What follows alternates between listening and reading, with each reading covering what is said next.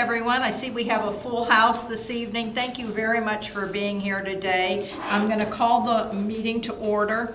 Sherry, can you take a roll call, please? Yes, ma'am. Mayor Miller? Here. Vice Mayor Lindauer? Here. Councilmember Bryan? Here. Councilmember Frislow? Here. Councilmember Fleiss? Here.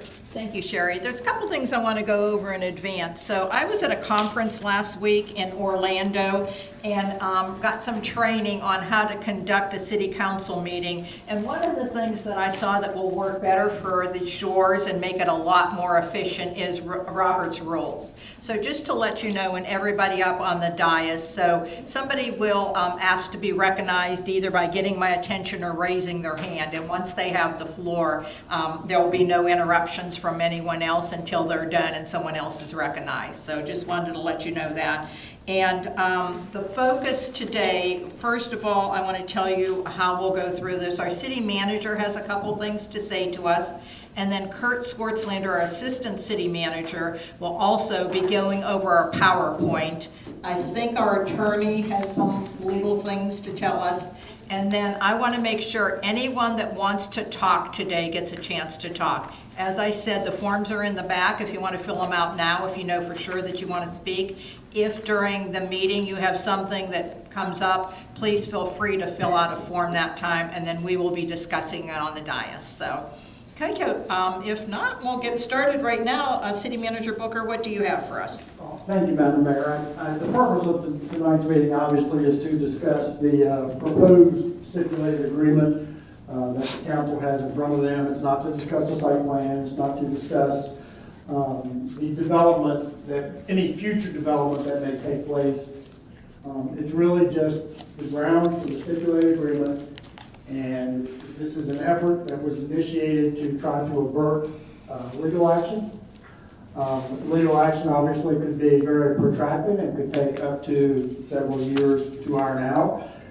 This building has already been sitting there roughly for 17 years without much being done to it. I think you do have a group now that has the wherewithal and the ability to put together something that will benefit themselves obviously, and also the city of Daytona Beach Shores. I would like to thank at this time you, Madam Mayor, for sitting in on those discussions. Councilmember Lindauer for some of his input into the discussions and the final stipulated agreement or draft that you have in front of you now. And I would very much like to thank Councilmember Frislow for getting everybody to the table initially when he became chairman of economic development. I think that was a plus. And a lot of the tools that we're going to use in this case stem from some of those discussions. So, having said that, Madam Mayor, I don't know if any of the folks I just mentioned have anything to say, but I know Kurt has a PowerPoint presentation which will hit some of the high points of the stipulated agreement proposal, as well as possibly some future improvements to that property.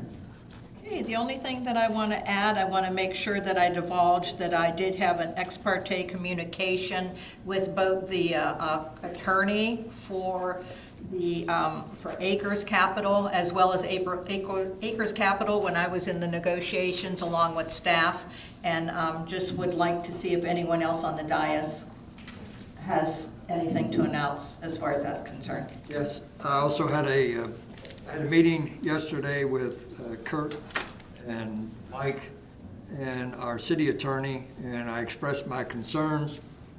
The city attorney notified the Cobb attorney and asked if he told him my concerns with the at that time the agreement, the draft of the agreement, and he asked if he could call and talk to me, which our city attorney gave him my phone number.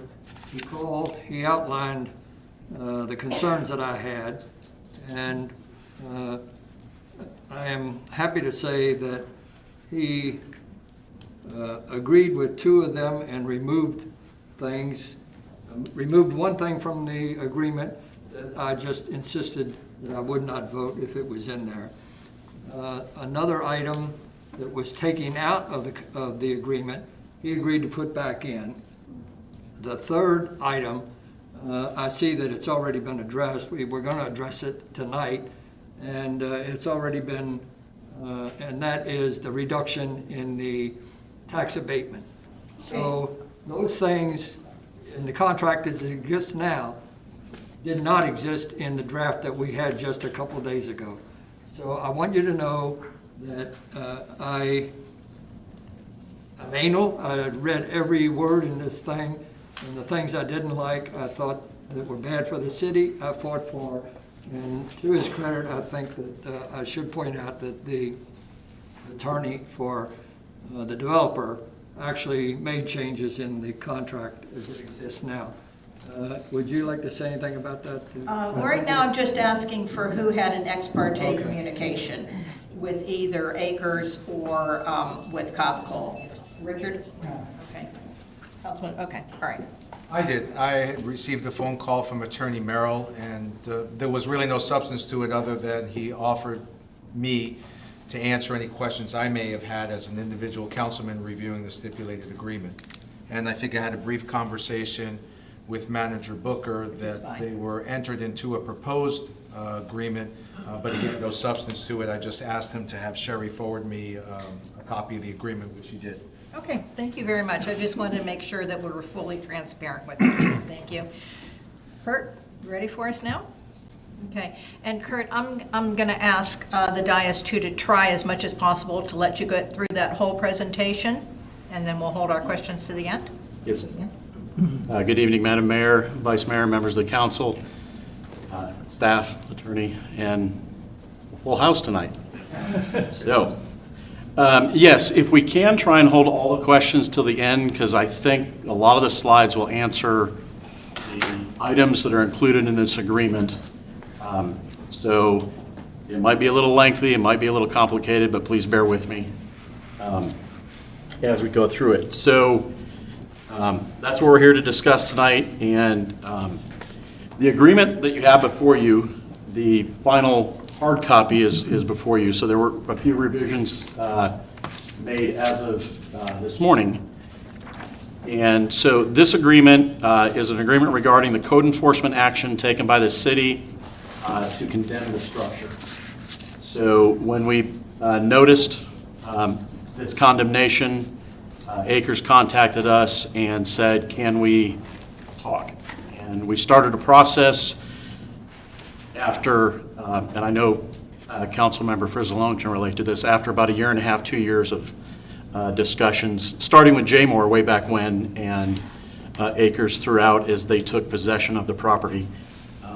But this, I think, was a culmination of those meetings, and it will be to address that condemnation through an agreement between the two parties to stave off that, and that's what the agreement does. And hopefully, I'm going to look to the attorney a lot. This is a lot of legalese, but I'm trying to keep it in plain talk tonight. So there are two existing documents regarding this property right now, the statutory development agreement and a certificate of vesting. So this agreement would supplement those two and override certain things in those existing, but those stay fully intact with this agreement adding to the property rights. So this agreement encompasses more than just the Treasure Island property. It's actually 9 parcels. There's a Treasure Island parcel, the 2 that are called where the Sunny Shores Hotel was, 4 on the west A1A property, and 2 on Frail Street. And so for the public to understand these parcels, this is an aerial view of the parcels in question. So everything we talk about tonight will be covering these parcels. So it'll be, in essence, a redevelopment of 9 parcels at the north end of town. So it's not just the Treasure Island parcel. I want to make that clear for everyone. It's not just that one piece of property. It's significant parcels of land in the shores. So the agreement has a bunch of whereas clauses, and I'm not going to run through all of those. I'm going to jump into the meat of it. Immediately upon adoption of the agreement by both the developer and the owner and the city, they have 90 days to implement some immediate corrective actions. Such things as they've agreed to install security cameras on the property until such time as no longer needs those, they will have security cameras. They've agreed to do that within 30 days. And then the chief building official did a site visit with representatives of the owner, and they had a bunch of, I'll call minor repairs and maintenance issues that they agreed to do as well. And then there's some shoring that needs to be done and replaced and repaired to keep it safe. So those are immediate 90-day things. That's not the heart of this agreement, though. But they are things that need to be addressed to keep it safe. So the next major portion is where we address demolition or rehabilitation of the structure. So upon adoption of the agreement, the property owner would submit plans for concrete restoration within 30 days. Doesn't mean he's going to start concrete restoration, but would submit plans. Also, the owner would solicit bids for demolition of the existing structure and solicit those same bids for 30 days before approval of entitlements in the agreement. So I'll get into what that means in a little bit. And then upon final approval of a development agreement, they would agree to demolish the existing structure within 120 days of that final approval of development agreement. So the entitlements included in the agreement must be approved by outside entities. It's not just something the council can approve. We have to do a comprehensive land plan amendment, and that requires review by the Volusia Growth Management Council and the state DEO. So there's a whole process. I don't know a whole lot about that process, but Stuart's an expert and can explain it all if you have questions on the process. But there is a process of approval, so it's not just the council approving it. It's not something that council can just say, yes, we're going to do this. We have to get approval. It goes before planning and zoning, comes to council, goes off to the state. So it will take some time to do that. So those entitlements that we're going to talk about later in the agreement, if they are not given, if the state or VGMC says, we don't agree with your proposed comp plan amendments, the property owner then must begin restoration within 45 days. That's the reason for restoration plans being asked for in 30 days. If they do the restoration and not the demolition, restoration, everything returns to prior agreements with the existing vesting levels. No new entitlements or incentives exist. They're agreeing that restoration must be a crew of 6 or more and ongoing until approved by the city based on their restoration plans. Going into this, I know everybody wants it torn down, but they have property rights, and that's the reason we're going through this. So if those approvals are not given again, they have to start building permits, and work must commence within 24 months of that non-approval. And then all work must be completed within 5 years. So there's time frames in here to force them to complete that if approvals are not given and they choose restoration. However, even if approvals are not given, they can still choose to demolish the property. They then maintain those same vested rights that are part of this certificate of vesting and development agreement, and any entitlements that we'll go through later and incentives that were not impacted by the state denying the comp plan amendments. So the owner intends to develop the Treasure Island property for hotel use. It is currently vested with 300 units. They want, in this agreement, still gives them 300 units on that property. So no real changes on that property. The owner intends to develop the Sunny Shores property as a multifamily complex, and they currently have 92 units vested. This agreement and the comp plan amendments would allow them up to 200 units. The agreement also allows them to combine them onto the two parcels. say they want to do the multifamily at the north end of town, they could do so. But the max limits are still limiting. So I keep talking about this comp plan amendment. So the owner has agreed, one of the next steps after it's approved, if approved. The owner applies for a comp plan amendment, and it creates a redevelopment overlay area, which consists of those 9 parcels. And that's very important. It's not the whole north end of town, it's those 9 parcels. And the council will see all of these items in the future. You have to approve the comp plan and all the pieces to that as well.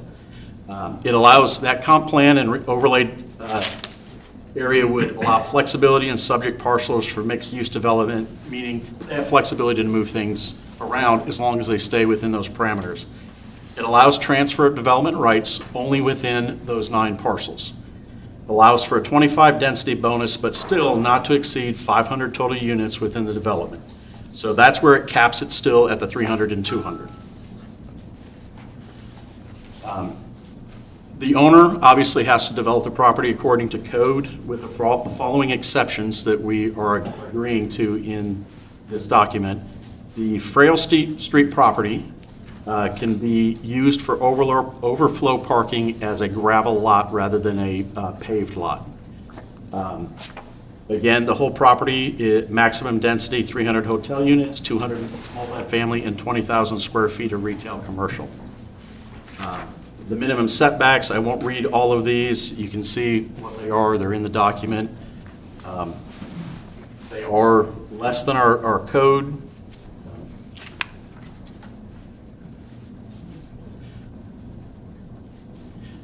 Continuing on, the development shall be subject to 60% breezeway requirements of the Land Development Code. So if you read the agreement that was sent out on last Thursday, this is a change. In some discussions, the owner agreed to be subject. Originally, it said no breezeway requirements, and they've agreed to do 60% of those requirements. So that was a change in the agreement today. They conceded that to us. And then it's in there that they can also, there's a pool there that they can remodel the existing pool. So, and then the incentives included in this, impact fee reductions of 220 vested hotel units. And then if we can determine any vested credits on the Sunny Shores property, those would be given as well. So there was a hotel there that was already impacting our system many years ago. Whether fees were paid back then or not, they're asking for those credits to be given for those. So in essence, they, instead of paying 300 impact fees, they would pay 227. They would pay 300 minus the 227 for the difference, plus whatever is required on other parcels. The city is agreeing to install a pedestrian crosswalk from the development to the parking area across the street. This will be dependent, obviously, on FDOT approval. We can't just say we're going to do it. So, and the city is agreeing to cover that cost up to $150,000. Now, to clarify, it's my intent that we can use the second local option gas tax dollars. To do that, it won't be general fund property tax dollars. It would be those gas tax collections that are for road improvements and new roads. Not sure we're ever going to build a new road. We collect a little bit every year for this. We've been actually saving for quite a few years. So we have more than enough to accomplish this. The estimates right now are actually $75,000 to $100,000 to accomplish it. So, but rather than getting into an argument down the road, we said, okay, we'll cover up to 150, assuming that would be fully covered. There are existing code enforcement fines that would be waived if the property is demolished. So if they tear it down completely, the fines go away. And or if the property is reconstructed and it would not go away, not restored. I want to make sure we have the clear, because there's concrete restoration that we've talked about, which is to maintain the structure. This is restoration, meaning they rebuilt a hotel using the existing structure, and the building official issues a certificate of completion, meaning they can open tomorrow as a hotel. Then the fines would be waived.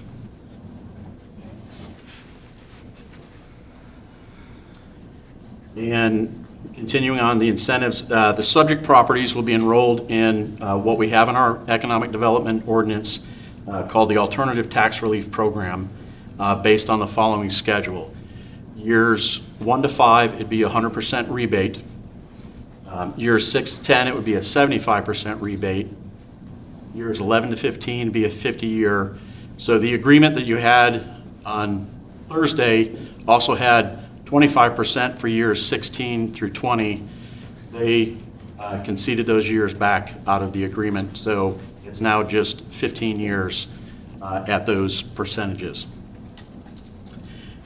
It only applies to parcels under current ownership and is only the city portion of the property tax. It's not the county's money or anything, it's just the city's portion. So all the taxing authorities have collected, they're still going to collect their money. We're just rebating our portion. And I want to point out one thing, and I will get into this because I've got a spreadsheet to show that this is the increment after what we're currently collecting in taxes. And you'll see that, and that's kind of important because we're going to be held whole throughout this process as if the property never was developed. And I'll show you that later, but I want to make sure while I'm talking about this that I mention that. And speaking of that, we're ready to go right to that spreadsheet.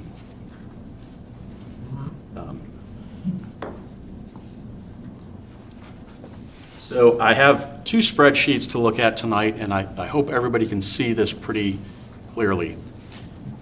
We've talked about two developments, 300 hotel units and a 200 multifamily unit on the Sunny Shores parcel. So we're going to look at two different spreadsheets and how the ATR would be applied to those entities.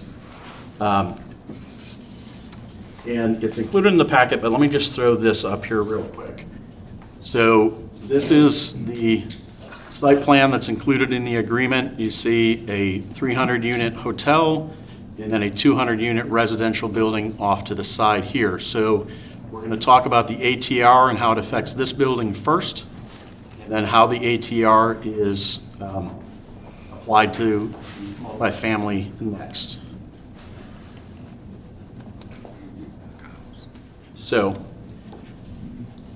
we have the ATR, which is basically a rebate of taxes paid to the city. In looking at this, we've been kind of bouncing this back and forth on this property for, well, a couple of years in different scenarios. And one of the things we said was, what is probably the most comparable reconstruction type thing? And we looked at Hard Rock Hotel. Now, I know Hard Rock it was controversial and had some issues of whether to restore things correctly or not. I'm purely looking at Hard Rock because the property appraiser recently appraised that property, and that's what I used for numbers purposes. So what we did is we went out to Hard Rock. It's about a 200-unit hotel, and came up with an average taxable value per unit. So, and then we took that and said, okay, this was a 300-unit property, and we said that taxable value is probably going to be roughly the same for 300 units, and did that simple math and came up with a taxable value. So you can see the numbers here. The units is 300. That's yellow because I can change it. I think we were originally maybe a 200 unit at one point with different scenarios. But the value here is $86,550 per unit. That's what the Hard Rock was last tax year. And then in looking at the values over here, I know I'm jumping around a lot, but please bear with me. It's currently, the last tax roll was Treasure Island property. This is only the Treasure Island property now. Was valued at $6,124,130 by the property appraiser. And we collected one sell over. You see that we collected $30,912.16 in taxes. Now, if this project were already underway and it was going to open next tax year, it would be valued at, based on the 300 units, based on the Hard Rock numbers, at $25,965,000, and would generate taxes on $128,000. So we'd go from $30,900 to $128 and change. Quite a significant increase, and what we're proposing is that we would rebate that tax increase for the first 5 years at 100% rate minus what we were collecting. So if nothing gets developed, we're going to get $30,000 a year.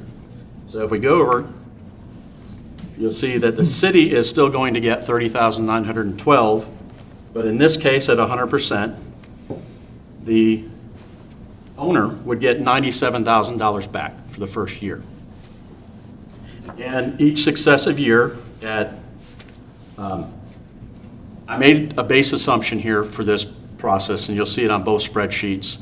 If we were to go to rollback to every year, that generates the exact same tax dollars. So to keep it simple, I just left the value the same, and therefore it generated the same tax dollars rather than doing a whole convoluted equation about rollback rate and all of that. I just said the value stays the same and the tax rate stays the same, and therefore taxes are the same because of rollback rate. So after 5 years, it drops to 75%. So of the 128 that we would collect, we would return 72 instead of the 97 as we had in the first 5 years. And now the city starts to collect, rather than the 30,000, we're starting to see the return of the project after 5 years in 55,000 instead of 30,000, for an increase to the city of 24,000. And that occurs over the next 4 years, and then it changes to 50%, and as you see, it goes up to 48,000. And I'm going to go back up to the top because that's the bottom line. So at the end of the day, the property owner, after 15 years, would be rebated $1,093,000. We would see additional taxes of $364,000, and total over that time frame would have collected $828,000, which includes our base 463 and the 364. So does that make sense, everybody? Okay. Yeah. I'm going to jump on to the condo because this is where it gets a little more interesting. So I had to, again, I'm going to make some assumptions here. I took the shores. We're 82% condominium here. So I took the 5,847 units the property appraiser said we have here, and the taxable value of those 5,800 units was $1.4 billion, and came up with an average taxable value per condo, and basically said if it's a 200 unit condo at $242 million, it would be a project of $48,476. Currently, the Sunny Shores parcel is valued by the property appraiser at $1 million. We collect $5,100 a year on that. So really not collecting a whole lot there relative to what potential it has. So the condo presents a unique situation in that we said, and I said this earlier, this is a key point, we're only going to pay taxes on the parcels that they own. So I had to come up with this units sold column here that's different than the other spreadsheet. So I have a sample here that says they sell them 100% out in 3 years. You know, I wish I had the crystal ball to predict what would happen in 3 to 4 years when this is actually built and for sale. But I don't. But that would, and the reason I say I don't want to pay those dollars, that would be if I go and buy a condo, the city if all these parcels stayed in that agreement, now I'm paying taxes to the city, and if the city's giving them back to the developer, that doesn't make sense. If we're paying him for what he's paid, I understand that, but we wanted to keep that separate. And so as these units sell, the ATR is reduced by those 200 or so parcels as they're sold to individuals. So these spreadsheets are somewhat flexible in that I can change the numbers and they'll move on the fly. So in this scenario, sold out in 3 years, what I said is in year 1, they sell 20% of the units. Year 2, 60%. Year 3, 100% sold. You'll see over here the adjusted rebate drops to 0. So in this scenario, the taxes that are returned after 15 years be $280,914. It actually stops after 2 years, but the agreement runs for 15. The city, on the other hand, at the end of 20 years, or even 15 years, let's use that one, would be receiving $3.2 million over those 15 years in increased property taxes. So based on that unit sold number, it's not, relatively speaking, a large number to rebate back to the developer.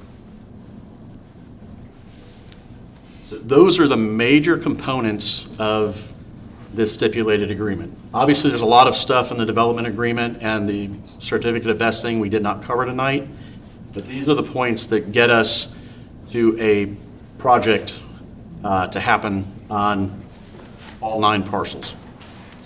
So with that, I'll jump back and Thank you very much for that very informative presentation. so at this point, if there's questions for staff, we have.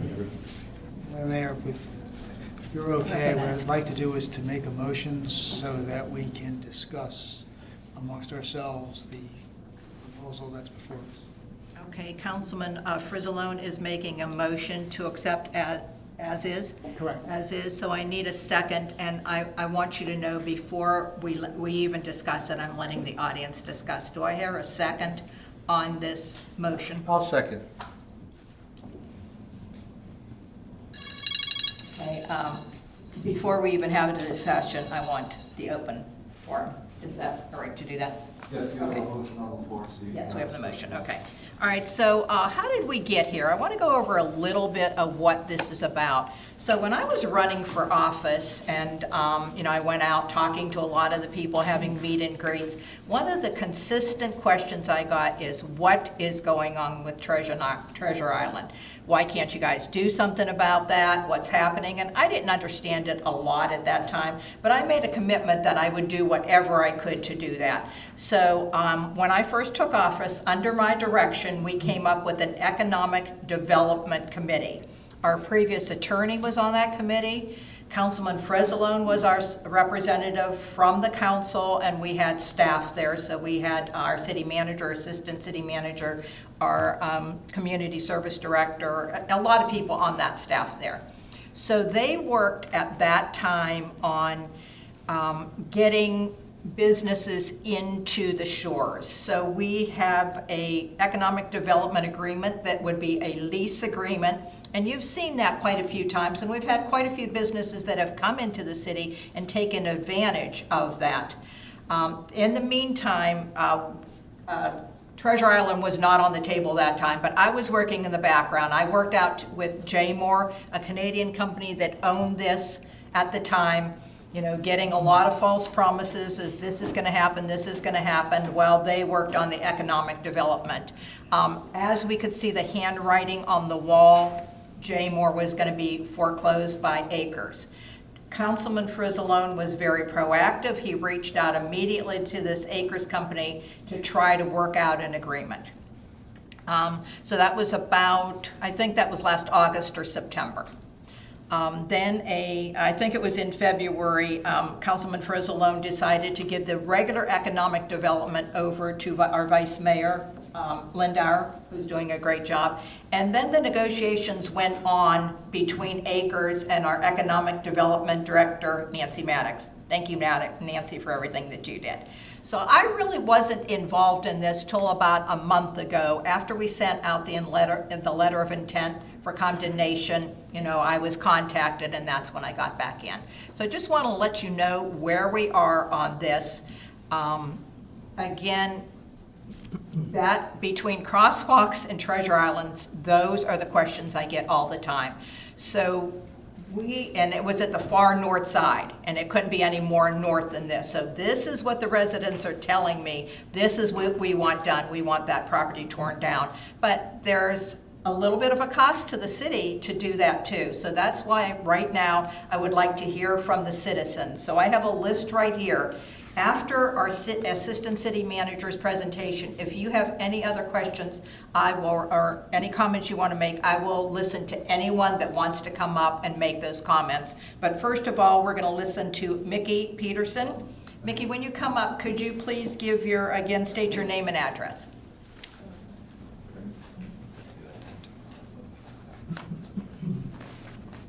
Now?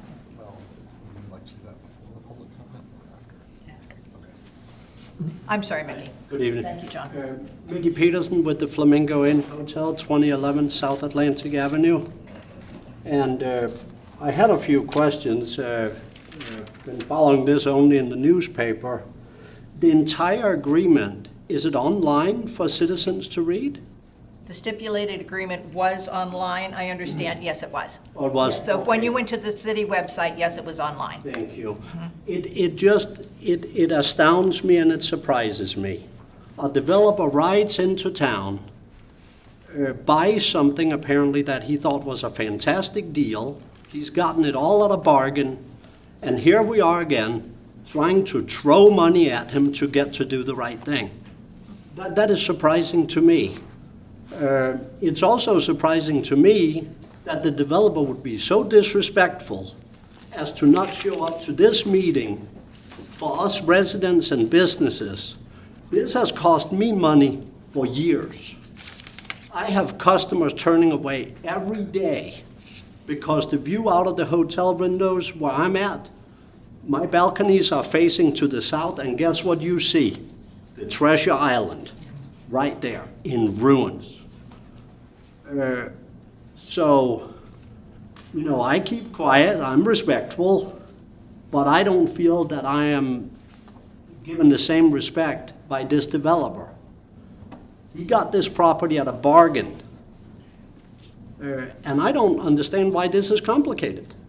When I get a letter from city staff about something that needs to be fixed, 30 days fix it, get fines, you keep getting fines. I've been faced in other cities where then we condemn it. If you don't do anything, we pay for a demolition company to come in, demolish it, and we put a lien on the property. End of story. Do your business, you know? And I don't understand why that can't be done in this case. Why do we need to throw millions of dollars at this guy who has already gotten a great bargain on the property? I honestly don't care if it's torn down or restored, because I'm pretty sure that if it's restored, it'll be to all the specifications required. But they should start something. And why give a 25% density bonus? This guy knew what he was buying. These are smart guys. They could have read the land development code or whatever. And if they were not interested in the density we have, well, then don't buy here. Well, that was pretty much all I had. I wish I would have had a chance to read the agreement, but I didn't know that it was in existence. So I have a copy right here if you'd like to read I it. would like to have it, if you don't mind. You're very welcome. I had another copy. And right now, Mickey, we are going to hear all the comments, and then maybe some of these can be addressed. Normally, when someone comes up, we do not address but we've taken note of that, and I'm sure during our discussion. I appreciate it, and I appreciate the presentation by staff. Once again, I don't quite understand, why did the city staff have to prepare this? Why did they have to put in all the time and effort? Why didn't the developer put in all the time and effort and come and make a beautiful presentation for all of us? Now, I kind of feel like this is almost like a hostage taking. Yeah. Well, we're going to do the right thing if you do such and such for us. And I don't know, it just doesn't sit well with me. Okay. Mickey, I'm going to make a little change of plans here right now. We do not have Acres Capital here. Now, remember again, I'm going to step back. J. Moore Acres lent the money to J. Moore. Okay, so they were the lending company. They foreclosed on J. Moore, but they are the ones that developed the property. But I'm going to make a change of plan because we have Rob Merrill here that is the attorney. And let's let him come up and talk first before I hear the rest of the comments. I think maybe that would help you, And Mickey. if the company could find it to give maybe the residents and the businesses some compensation for all the hardship that we have had to endure for years now in lost business and what have you, and just the emotional hardship when you drive into your own town and this is the first thing you see. Okay. So thank you for Mickey. hearing me out.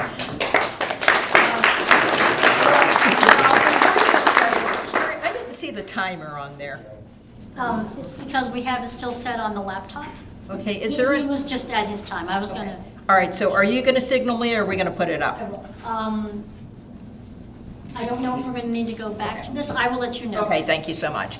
And Rob, if you could introduce yourself and maybe even state why no one from Acres is here this evening. Sherry, I can turn one of these off, and then you would have access to at least one in case.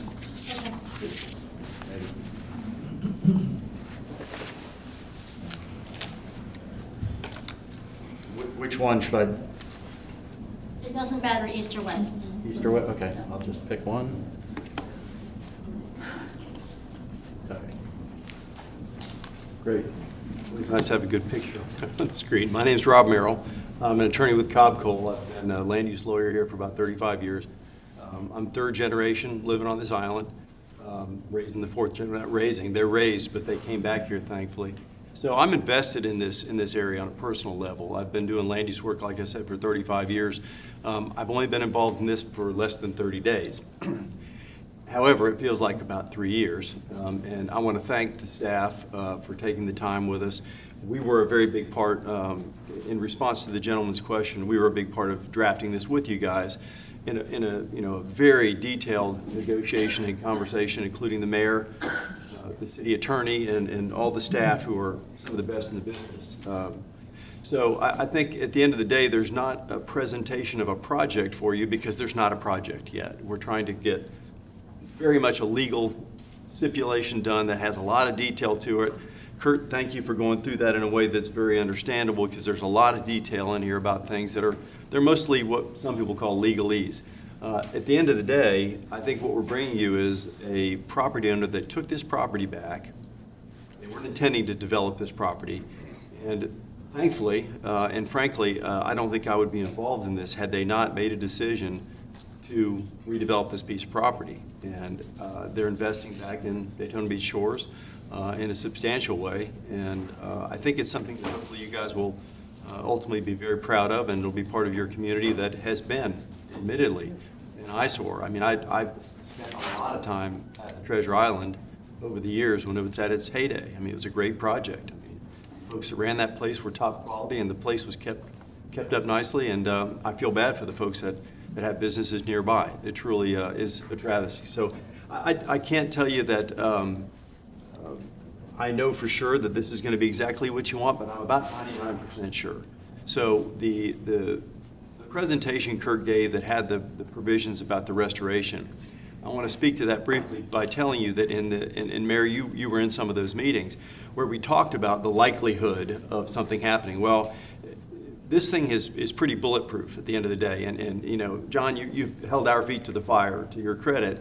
And so all of the tripwires and all of the performance criteria in here, and I agree, there are some incentives to make this happen. You've got a carrot and a stick going on, and that's how a lot of good projects get built. I mean, a lot of them even in this area that some of us are very proud of. So at the end of the day, you know, the carrot and the stick part of this, I think has gotten you to a place where you got somebody who's pretty sure there's going to be a new project built here that you guys are going to enjoy in your community. It's going to make that part of town look a lot better than it does right now. Those, as Kurt said, those things are going to come through your normal process. We're going to go through the comprehensive plan and the zoning process to make sure that this is the project you guys want. It's going to take a certain amount of time, so these timelines that are in this agreement that Kurt went through are fast, and we agreed to that. So these guys are willing to begin spending and risking money almost immediately. So they've already done some preliminary design work. You saw, really a massing style plan that was on the overhead, and they've engaged architects. They're going to begin designing this project as soon as this happens tonight. And so they have to, or they can't meet these timelines. So you got a willing, finally, a willing and capable developer. They have a hotel company, Concord Hotel Company, that has done a lot, award-winning hotel joint venture partner that they're working with. So I think we've got the synergy to make something happen that has been sitting there for a long, long time. I understand the frustration of the people in the room here, of the people on the dais up here, and your predecessors, because you guys have had something that has been a real eyesore for you and a real problem for you. And Mayor, I know you've been in the economic development gyrations that you've gone through to get to this point. Thank you for all of you that did that. I'm about making this a better place. Like I said, I'm third generation here, and I want this project to happen, so my heart's behind it. We really spent a year in the last 2 weeks on this document that's in front of you. So we're putting something in front of everybody that's mostly a legal document, but we will be coming back with plans, architectural drawings, things that you'll get to look at and decide if they work for you. So with that, I think thanking you guys for helping with this and thanking the folks for coming out and being part of this.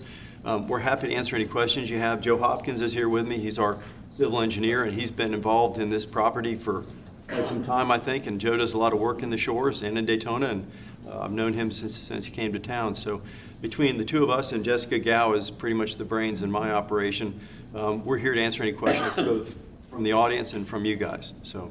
Okay, thank you. All right, I'm going to continue, thank you, with, Okay, and if we need you to come back up, All right, thanks. certainly we'll do that. Next we'll go to Carol Conforti.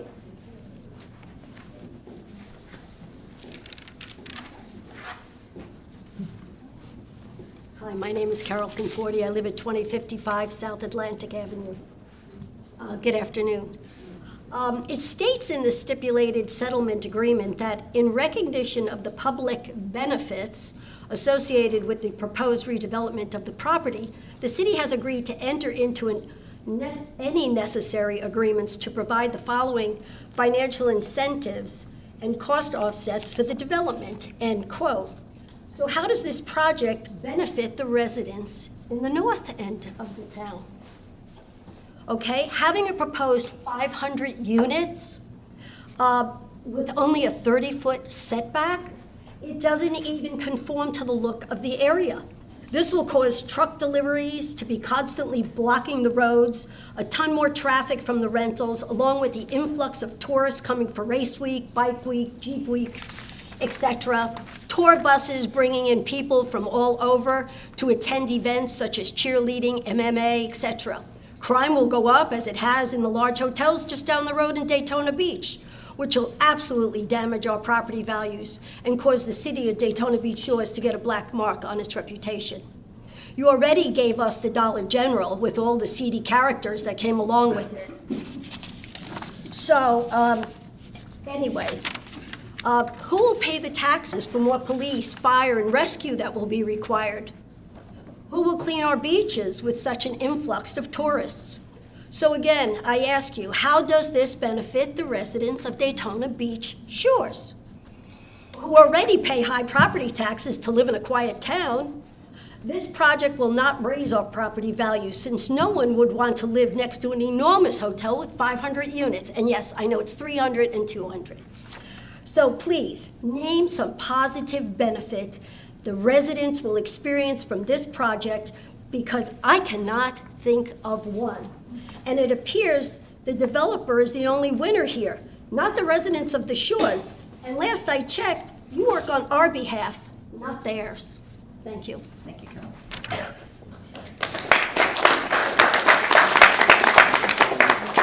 Okay, next, Sandy Cook. Good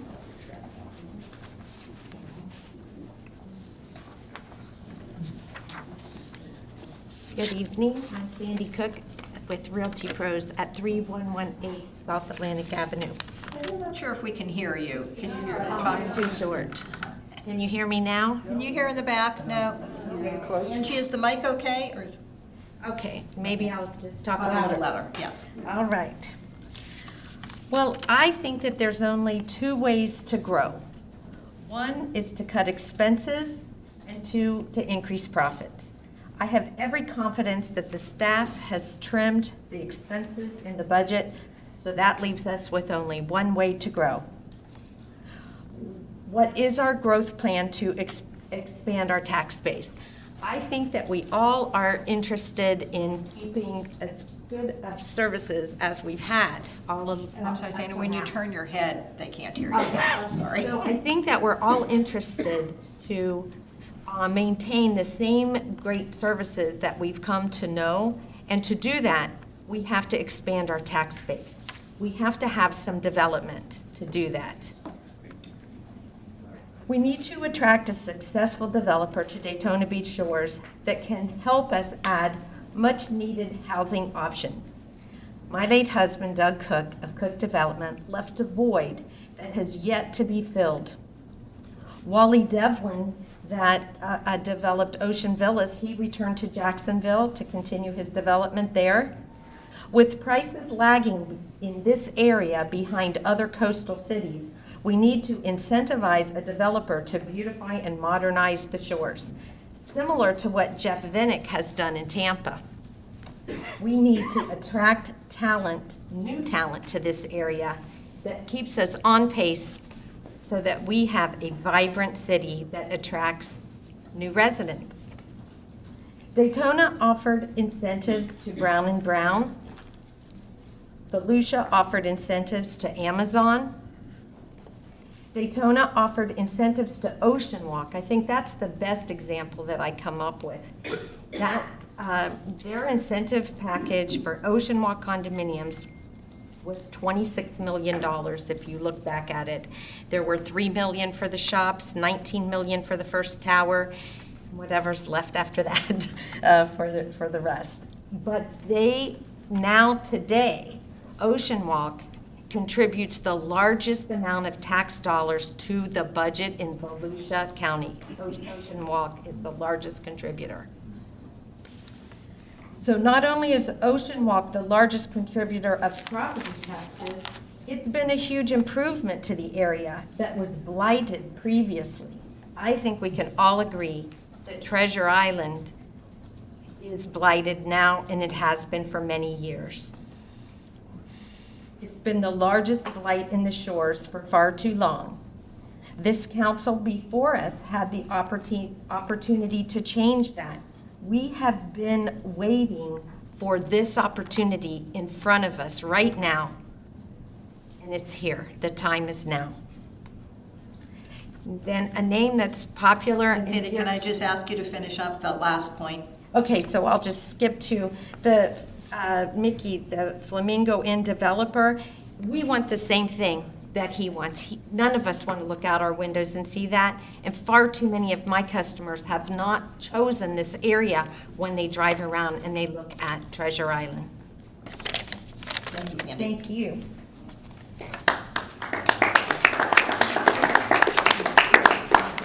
Okay, next we have up Douglas Littleton. Doug, when you come up, please state your name and address again, please. Good evening. My name is Douglas Littleton. Up a little bit, Sandy was short. I Is that working? I live at, hello? Hello? Again, good evening. My name is Douglas Littleton. I live at 2515 South Atlantic Avenue, Unit 201 here in the Shores.